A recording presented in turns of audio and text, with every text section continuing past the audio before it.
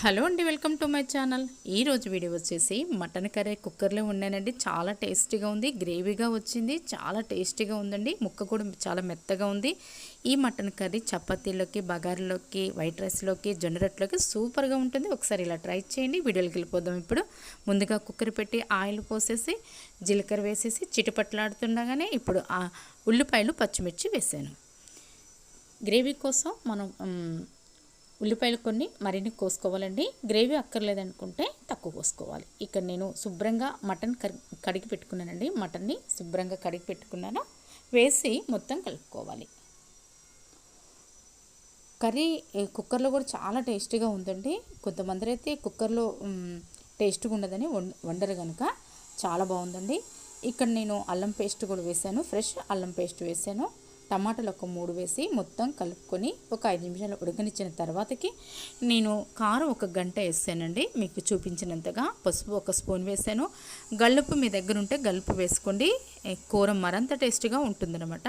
గల్లుపు వేసుకుంటే తర్వాత కొత్తిమీర కూడా వేసుకోండి. దీంట్లో ఉడుకుతుంటే దాని ఫ్లేవర్ చాలా బాగుంటుందండి. కుక్కర్లో పెట్టి మనం ఉడకనిస్తే చాలా బాగుంటుంది. దాని ఫ్లేవర్ గ్రేవీగా కూడా ఉంటుంది, చాలా బాగుంటుంది. ఒకసారి ఇలా వేసి మీరు ట్రై చేయండి కొత్తిమీరని.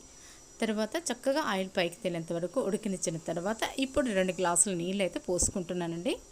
ఇలా 2 గ్లాసులు నీళ్ళు పోసి గంటతో మొత్తం కలుపుకోవాలి. ఒక్కసారి మనం ఇలా కలుపుకున్న తర్వాత మనం కుక్కర్ మూత పెట్టి నేను 7-8 విజిల్స్ రానిస్తానండి. అప్పుడు మెత్తగా ఉడుకుతుంది ముక్క.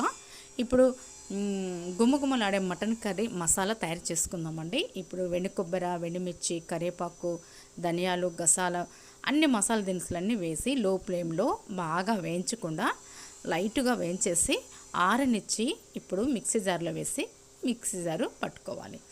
బాగా మెత్తగా పట్టుకోకుండా కొంచెం బరక్క పట్టుకోండి, చాలా బాగుంటుంది. కుక్కర్ మూత తీసానండి. చక్కగా ఉడికింది. ఆయిల్ పైకి తేలుతూ ఉడికింది. ముక్క కూడా చాలా మెత్తగా ఉడికిందండి. చూడండి, ఇప్పుడు మనం ముందుగా ప్రిపేర్ చేసి పెట్టుకున్న మసాలా పౌడర్ని కూడా వేసేసాను. వేసి మొత్తం కలుపుకొని ఒక 5 నిమిషాలు ఉడకనిచ్చి స్టవ్ ఆఫ్ చేసి కిందకి దించేసి మనం ఇలా చూస్తే ఆయిల్ తక్కువగాను, గ్రేవీగాను, ముక్క మెత్తగాను, సాఫ్ట్గాను, చాలా టేస్టీగాను ఉందండి. ఒకసారి మీరు కూడా ఇలా ట్రై చేయండి. చపాతీలోకి, అన్నంలోకి, బగారా రైస్లోకి, జొన్న రొట్టెలోకి ఇలా చేస్తే చాలా బాగుంటుంది. ఇప్పుడు నేను వైట్ రైస్లో అన్నం వేసి తింటున్నానండి. ఎంతో టేస్టీగా ఉండే గుమగుమలాడే మటన్ కర్రీ. ఒకసారి మీరు కూడా ఇలా ట్రై చేయండి. నచ్చితే మాత్రానికి మీరు లైక్ చేయండి. ఎలా ఉందో కామెంట్స్ తిని మన ఛానల్ సబ్స్క్రైబ్ చేసుకోండి. Thank you for watching.